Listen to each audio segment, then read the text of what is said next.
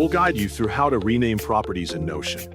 Quick disclaimer, you need to follow this step-by-step guide carefully, because skipping a single step will affect your final result. If this guide helpful, don't forget to like and subscribe. First, don't forget to comment if you still need our help or want to ask something, and we will reach you as soon as possible.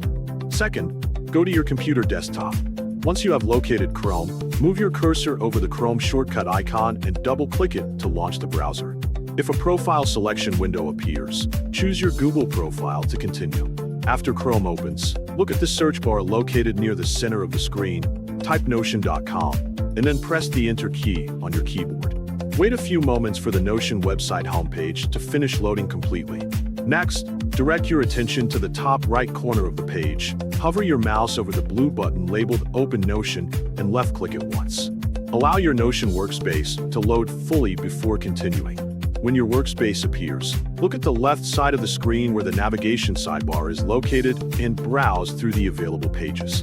Find the page that contains your table, such as monthly expenses, and click it once to open it. After the page loads, your table will appear on the screen. Look across the top row of the table where the column headers, also known as properties, are displayed.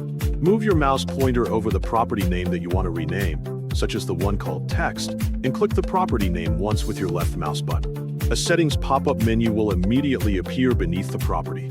At the top of that pop-up menu, locate the current property name, highlight the existing text, and delete the old name completely. Type your preferred new property name, such as due date, then press Enter on your keyboard, or simply click anywhere outside the pop-up menu to apply the change. You should now see that the property name has been successfully renamed. Finally, refresh the page by pressing the refresh icon at the top left to make sure the updated property name is displayed correctly.